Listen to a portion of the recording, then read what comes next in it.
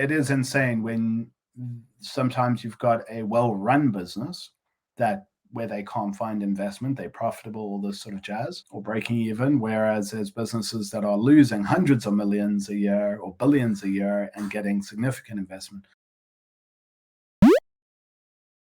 If you ask Google what the most important thing in any business is, you get a variety of answers, from relationships to reputation to people to profit and even urgency. All are key aspects. That is undeniable. If one of these is weakened, it surely impacts the success of any business. But this isn't a definitive list by any stretch of the imagination. Each business is different.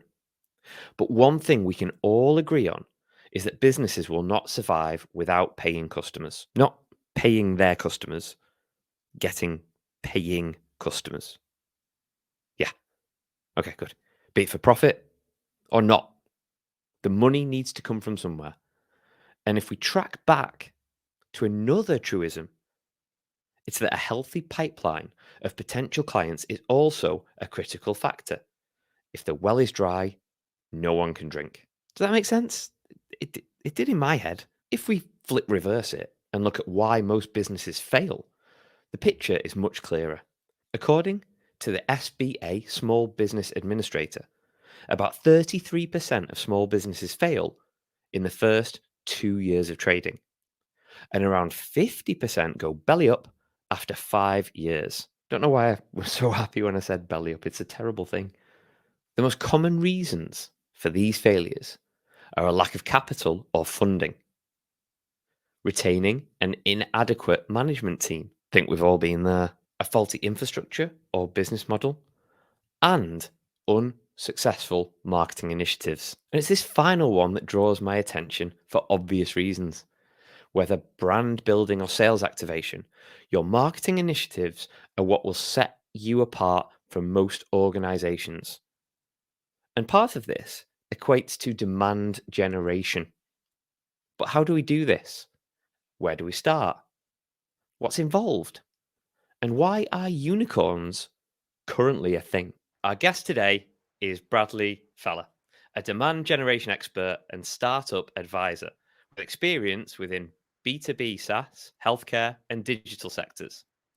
If we dig into the details, this consists of understanding your audience, choosing the right comms channels, creating the right type of creative and copy, utilizing budgets effectively, integrating comms, usability, accessibility, as well as all of these things being underpinned by a cohesive strategy. Sounds a lot like marketing, doesn't it?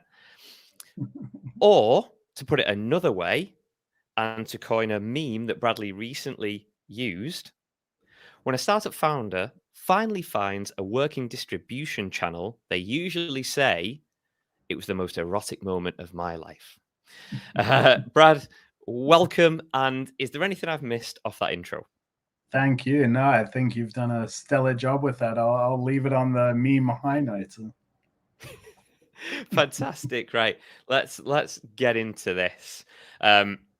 You've written a few things. You've written a few pieces, and some of those have got some really interesting statements in it. I think you do very well with your words. Oh, And there's one that I'm going to come on to in a minute.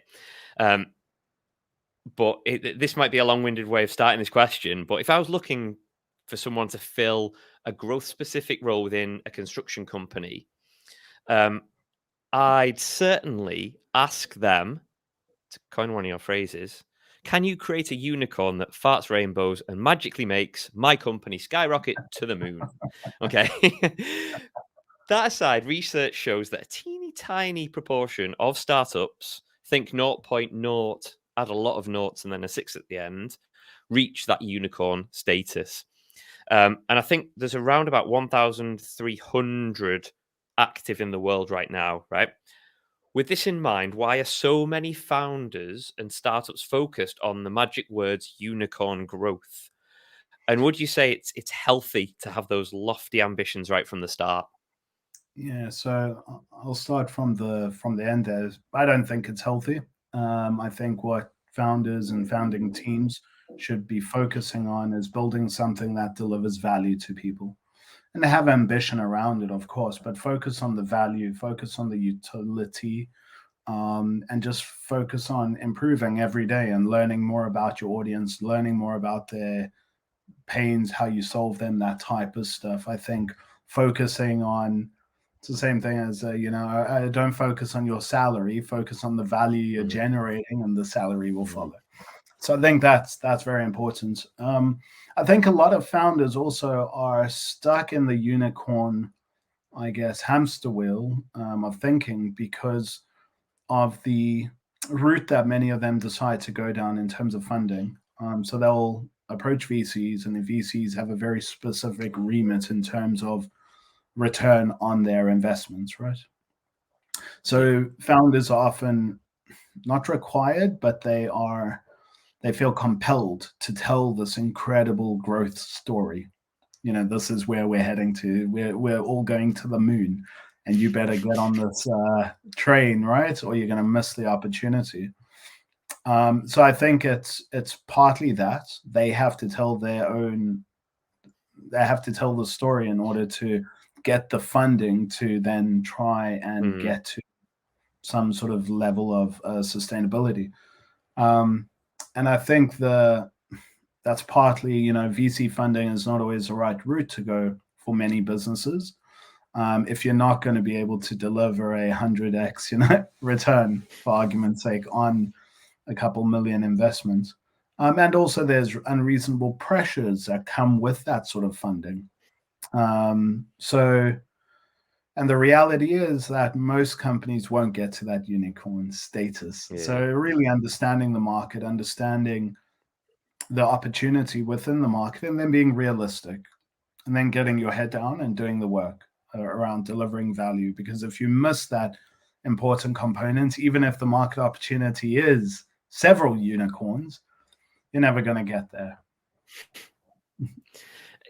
Do you think the whole culture and VC thing has changed in recent years? I mean, I've got I'm not a very much an outsider looking in. I've got an experience in those realms of funding and VCs and the likes. But from an outsider looking in, it seems very much that the expectations of what you're going to do with that investment have increased, and it almost seems that the cards are now with the VCs, whereas previously they were with the companies. I mean, I might just be talking rubbish there, but be interesting to get your thoughts.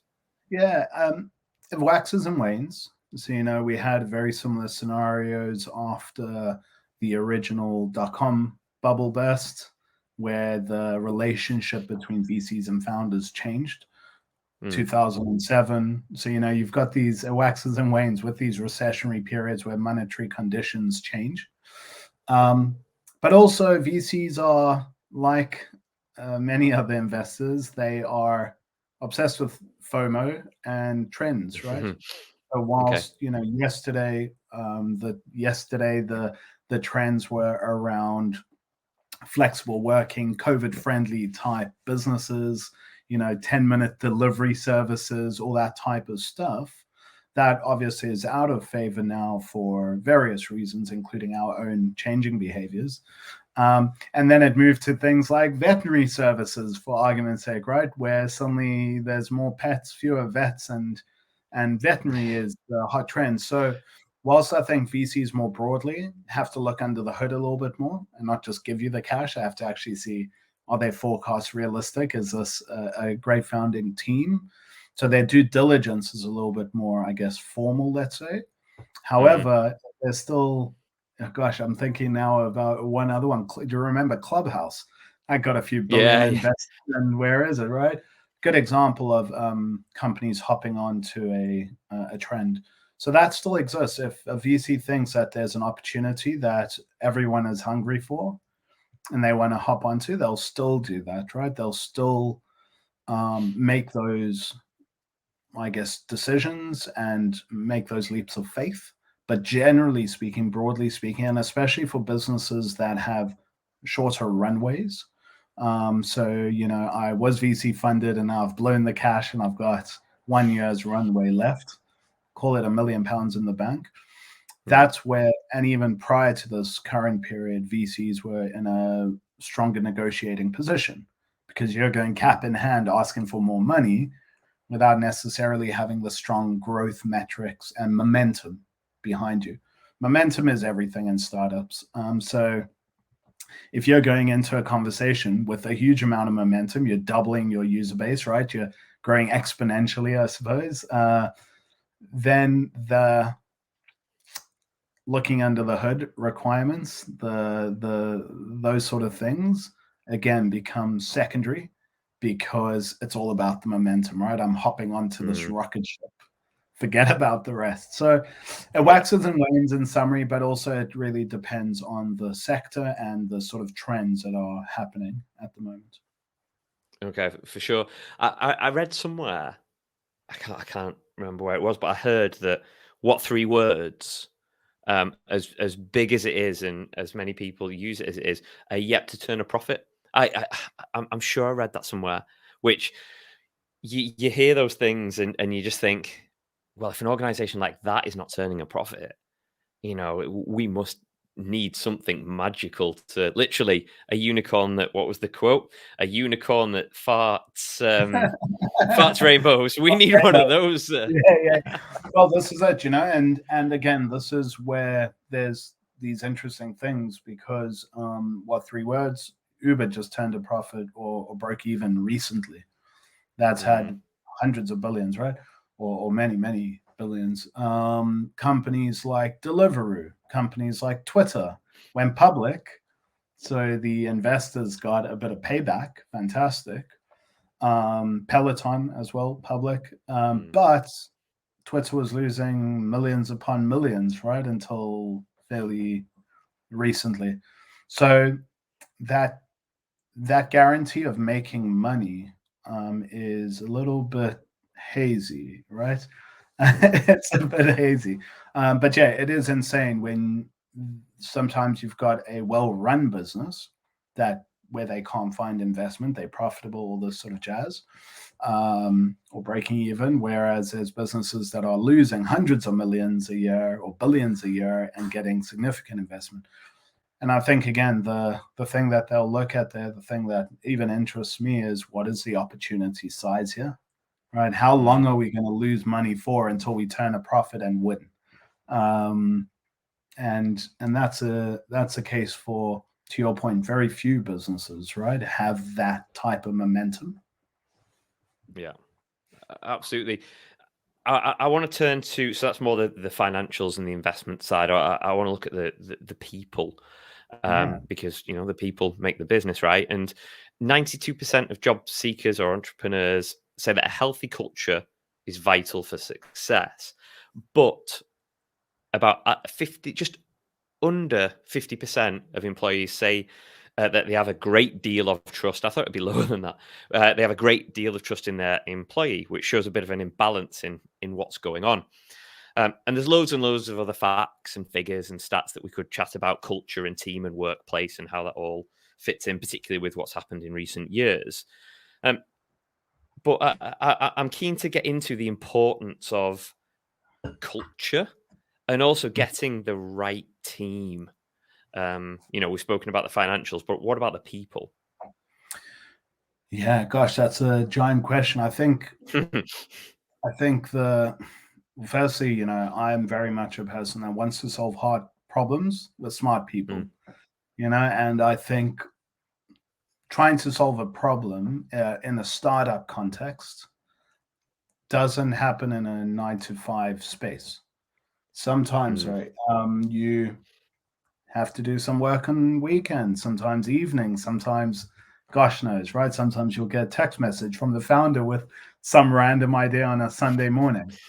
Um, and I think the culture of a startup is one where you're very much part of a team. And you're very much all in it to build something and make something. Of course, with the other potential benefits out the back of the value creation you're trying to put in place. Um, so I think the number one thing is, do you work with people you trust? and people you like. Because I don't know if the Rugby World Cup's on at the moment. I tend to watch a little bit of rugby, being a South African originally, and I feel like this is a good analogy, right? Which is you're all on this field, and you have to have complete trust in someone. Yes, someone might miss, someone might fall over, someone might not have a great day. Their mental health might not be where it needs to be, but you know that everyone's got each other's back and we're all in this together Mm, trying to achieve a common goal. Where culture, I think, breaks down is where that shared ambition, that shared goal isn't shared. That common goal, I should say, isn't shared, because yeah. that's where you'll be misaligned with other folks. Now, that's fine in some companies and some cultures, but I think startups are unique. And that's not to say that you'd want someone to work 12-hour days at all, not at all. Mm, But it's that shared camaraderie that you have to have with your peers, um, and trust. And I think the companies mishire all the time, and companies make mistakes as well in terms of letting yeah. good people go sometimes. This, I guess, happens and it's inevitable. But what I do think is important is that when, rather hire someone that fits within your culture and has the ethos, but is maybe not as good, than hiring someone that's going to damage that working way of working, that culture, that relationship that you have between your team members. Basically, don't hire assholes. Yeah, that's a good thing to have on the wall, isn't it? Really, Yeah. to remind people if if we get rid of you, just have a look at that. Yeah, yeah, yeah. I totally with you on that trust thing and that centralized uh, focal point of where we're trying to go. For me, trust it's massive, and if you break trust, I've always said that when it comes to micromanagement and working with people, if you don't trust them, why would you keep them in employment? If there's no trust there, it's like being in a relationship where you don't trust them. It's just massively unhealthy. I couldn't agree more, and that's, I think, part of my management style as well, which is I've hired you to do a job. I need to make sure that you're 100% clear on what is needed from Mm. you, what you need to deliver in terms of output, in terms of input. Um, and then my job as a manager is ultimately to get all the rubbish out the way so you can do your job. Yep. And then, of course, if trust is broken down for whatever reason, you need to work through those problems, but start at a position of trust, start at a position of ownership. So I'm very much empower as many people from the bottom up Mm. as possible. Start from that position and then make adjustments as you go. Yeah, love him or hate him, Gary Vaynerchuk. He said, or he keeps saying, I haven't listened to him for ages. I think he's good for motivation, but he spouts a lot of rubbish. Sorry, Gary. I know you're a keen listener of this podcast. Um, and one thing he said was that uh, my employees, I work for my employees. My employees don't work for me. And what he kind of meant there, and I wholeheartedly agree. And what you've just said is, you're the shit blocker. You are the person that blocks all the shit from internal and external so the people you've got on your team can do their job to the best of their ability. And I just love that way of thinking that, I'm hiring you to do this role and you know what you need to do. And if you don't, it's my fault. And if you can't do it, it's also my fault for either hiring you or allowing things to get in your way. And it's just usually the most counterintuitive ways of looking at things are the right ways of looking at things. Yeah. One company that I worked at for, I don't know, a good few years, probably 3.5 years or so. Um, when I first joined the company, it was an agency, and you were set up in little squads, which Mm, was a graduate, a junior, a senior, a lead, and that was the sort of makeup of each squad. And the culture in the business, which I still love and still believe in today, was that you can't get promoted unless the person below you is ready to get promoted, right? The junior can become a senior or a mid or whatever it Nice. was unless the graduate was ready. So the culture within each squad and then the business as a whole was that your main sort of goal is to develop and mentor those around you. And if you Mm, can prove that you're able to mentor someone below you, of course, you're being mentored as well, right? Then that means that everyone in the business develops, everyone gets better, but also you have a responsibility to your peers because your success or your, I guess, progression is reliant on you taking that responsibility to heart. Yeah, I love that way of thinking. Again, almost counterintuitive to the traditional structure, but it works. So let's stay with that trail of thought Yeah. for a little while. We spoke about investment and financials, so we've ticked that, and then we've spoken about people and culture, so we've ticked that. So the next stage is what the heck are we going to do, and how are we going to achieve these lofty ambitions? And with that becomes growth and scale up. Um, Now, with that, the organization is definitely going to change because you're getting more people to do more stuff, and the organization will grow, which means it's a changing beast anyway. Can we actually plan and maintain the same type of culture and positive working environment? Or is it inevitable that cultures are going to change and shift during the times of growth and scaling? Yeah, so I think during times of rapid growth, where you are hiring tens of people a day, right, and they, your company is growing tremendously at a headcount level every week. I think that's where you'll find that these businesses hire and tend to fire, right, pretty consistently because you're hiring very rapidly, and there's some people that don't meet the, I guess, benchmark. There's certain Mm, things I believe that you can put in place that maintains elements of the culture. Of course, as you grow as a business, the team members that you have involved are become more diverse, have different, you almost start forming yeah. all microcultures within the business. A couple of things that you can do, I think, to avoid that breakdown, which is again trying to define what culture is. It's a shared sort of belief, a shared way of sort of acting, if you will, right? Um, a shared appreciation of things. So whilst I think diversity is super important, I don't think culture is everyone thinking the same necessarily, right? Um, there's certain things you can put in place. So, for example, OKRs. I'm a firm believer in OKRs. Some people love them, some people hate them. But one reason why I love OKRs is that it's a very bottom up approach to Hmm. defining what you're going to do. And that maintains the empowerment of the lowest sort of individuals, I suppose, in the team, or let's say the most junior people, because you have a say, you have that contribution to this roadmap, this plan for the next 3 months or whatever. So OKRs really help with that.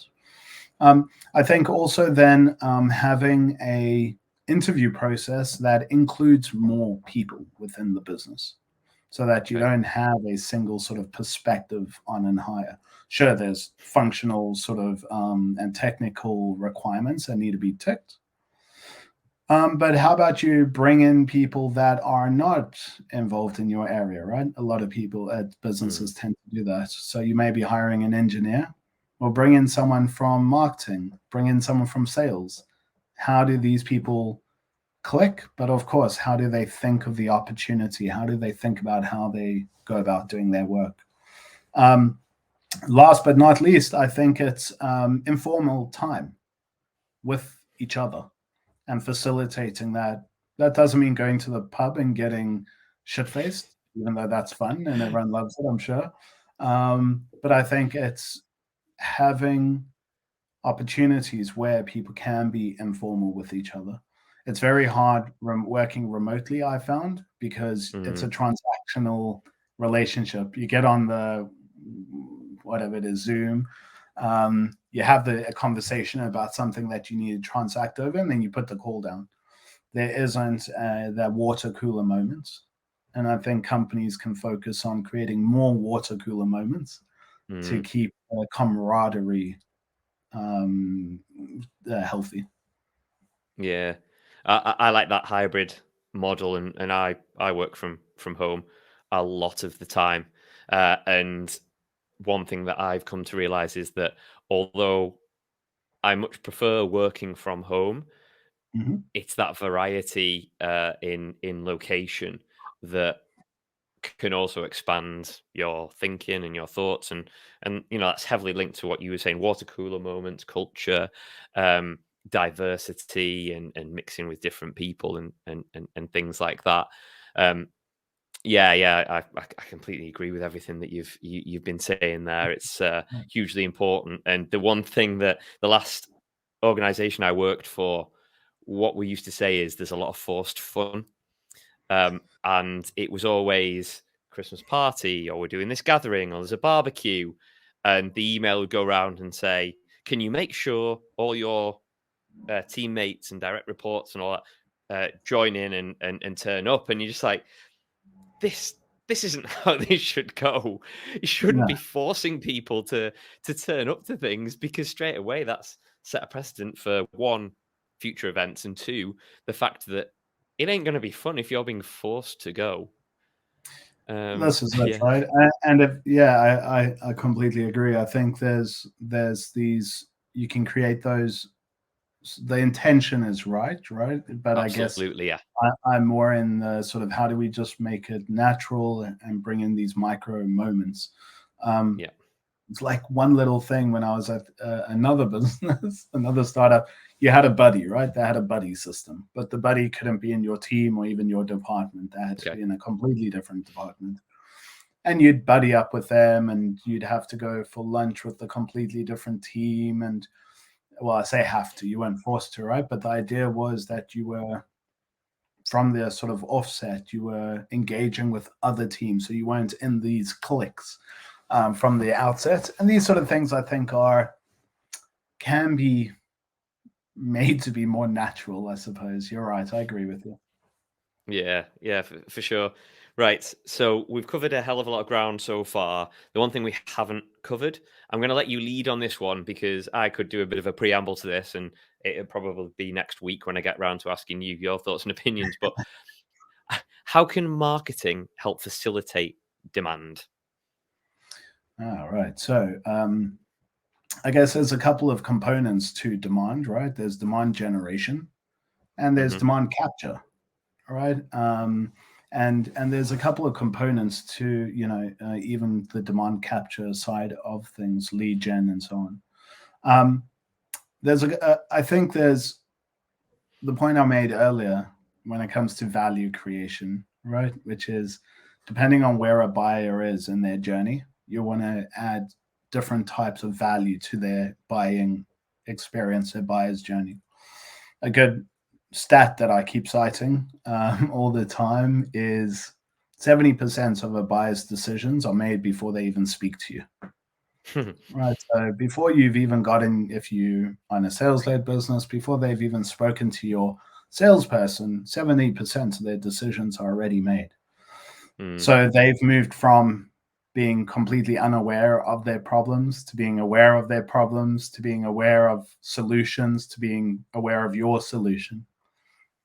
Um, and for those that aren't aware of their problems, problem unaware, your job there in terms of creating demand is to understand who your ideal customers are, of course, and then allow them to explore the different problems, the different frustrations they have in their day to day.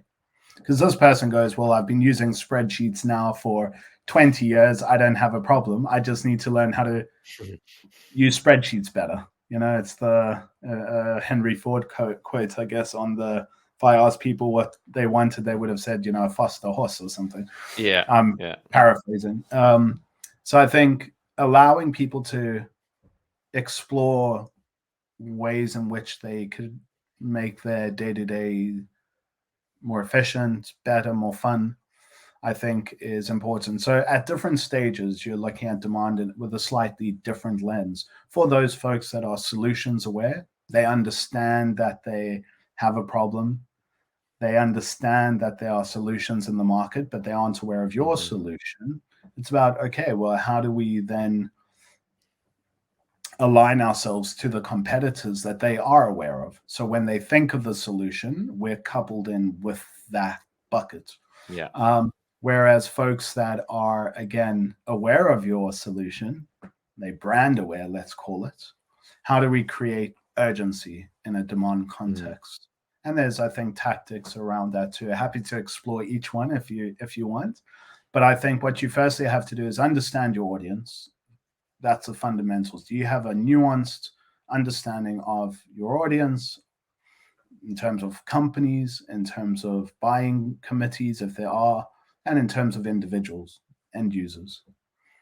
Do you understand what their day to day looks like? And do you understand what their, I guess, frustrations are through the day? Mm. Every frustration. So if you understand them at a fundamental level, then what you can do is start mapping out, okay, well, where are our biggest opportunities today? Where should we be looking at harvesting that demand? So capturing that demand that exists, because that's where we're going to play first, because that's our quick wins, if you will, low hanging Yeah. fruits. Can't think of another metaphor, but you're with me. There's probably plenty of them. There's plenty of, and then what we'll do is move up that demand funnel, right? Which is just, I guess, as a marketing consultant, you'll be well aware of funnels, right? And saying, okay, well, we've looked at that bottom of funnel stuff. Let's look at the mid funnel, or like I like to think of it more, the awareness stages. Mhm. And then we work, I guess, up from there, from the people that are closest to making a decision and ready to buy, all the way through to people that don't even have a clue that they have a problem, never mind the solutions in the market. Yeah, I think it was, Byron Sharp and the work that he did for How Brands Grow, which is a fantastic book. Again, you read it and it's so counterintuitive to what you've been brought up to believe and know Yeah. about marketing. But what they're saying is you need to the loyalty or your current customers, it's such a small proportion of the overall market, and expand that to the people that aren't in that market yet, that aren't ready to buy a solution of which they'll be 70%. When they are 70%, their decision already been made. You know, think about all those buyers that you need to influence, that don't need influencing yet. So when they are ready, that mental availability says, I've got this problem, and that problem is linked to that brand, that company, that organization. And I suppose that's where the 70% comes in, right? That as soon as they've got that problem, that's their first thought. I was speaking to somebody a few hours ago and saying, weirdly enough, they quoted Henry Ford as well, which is a bit Really? strange. Um, but I was explaining that mental availability, and it's the same. Like, I don't eat a lot of chocolate, so I'm not in that buyer's category, right? But if somebody says to me chocolate, I'm thinking Cadbury's straight away, And for another chocolate bar to get my mental availability, even though I'm not ready to purchase yet, it's going to take a lot to shift that Cadbury's thing that's in my brain that says chocolate equals Cadbury's. Yeah, and using that chocolate analogy, I would class you there as someone that's solutions away. You know what chocolates are around, and you have your sort of preference. Um, Yeah. the challenge then for you in that sort of example isn't to convince you necessarily that Cadbury's is bad, and it's not to convince you that chocolate is for you. What it is to understand, okay, what do you care about? You may be hyper fit, run lots of marathons, so you care about things like antioxidants. Well, then you're not selling the chocolate, right? You're selling the antioxidants and why your chocolate has more than. Yeah. So the sort of process that you go through in terms of understanding your audience there is again a fundamental, and making sure that this is a huge challenge, especially in earlier stage businesses where the need to show momentum and to show numbers, pipeline revenue is so entrenched that founding teams often discount the bigger opportunity, which is Mm. the audience that are middle, top of funnel, right? That are further Yeah. away, and that's where I believe you will ultimately win, is if you Hmm. can win that sort of top of mind race before others. For sure. I completely agree. Okay, final part of it. We've covered all these things from financials to people to growth. We're going great guns. We've spoke about marketing. There's one key factor that I think we all encompass, and I'm going to put it in a little bit of a riddle slash question for you to see if you can get this answer right. Are you ready for this? By the way, I hope so. Okay, right. Ford, Rowling, Edison, Sanders, Seinfeld, Dyson. What have they all got in common? Um, they all make mistakes sometimes. Yes, they have No. failed. They are Oh, hugely successful, but they have failed. You know, it took James Dyson, I'm reading this now, 5,127 prototypes to make the first bagless vacuum cleaner. If he'd stopped at the first time, yeah, it was 5,126 away from achieving that. yeah. This is So, with that yeah. in mind, it proves everyone fails, and we need to get used to failure because you're not going to go through life without failing. And I learned this next quote from Sesame Street, avid fan. Even your heroes were beginners. So, with all that in mind, how and why is failure key? Yeah, these are. This is. I'm a passionate failure. I'm a. No, I think failure. let me let, No, let me let me change your description there. yeah, but no, keep that in. No, I think failure is important, right? Because that's how we learn. That's how we Yeah. learn as individuals, as businesses, as professionals, as babies. So I think fear of failure is what kills businesses, right? Mm, And removing the ambition to make mistakes, because if you're not making mistakes, you're not exploring enough territory. You're staying within your safe zone. And if you're staying within your safe zone, you're likely doing what your competitors are doing. You're likely doing what those directly around you are doing. So how are you going to break free of them? How are you going to do something different? It's nigh on impossible, in my view. And what you're trying to do as a business that's growing, a startup specifically, is to try learn as fast as possible and learn mm, faster than those around you. You're only going to do that by learning what not to do as well as what to do. And you do that through mistakes and failures. Um, and I think that is fundamental to culture as well, allowing people to have the guts, the chutzpah, the ambition to go great guns, do it in a way that is logical and process driven. But having a growth mindset means that you want to test and learn, iterate, mm, test, learn, iterate. Test learning is don't do that again, iterate, right? And you find that out of the successful businesses, the ones that learn the fastest and iterate the quickest tend to grow faster and deliver more value out the back of the whole process. Whereas those that don't tend to not. And you mm. can see this with older incumbents. You can see this with banks versus the neobanks. You can even see it in the construction space as well. So I think fear of failure, if there's one thing I can be certain of that stops a business from progressing and growing at their potential or growing at all, is that there's a deep fear of failure entrenched in the culture. It's almost a rabbit in the headlights, right? Yeah. Um, so yeah, that's my short response to that. And it goes back to what you were saying about sport, and there's got to be that, not fear of failure, but that ability to fail. And I've heard it on a podcast about.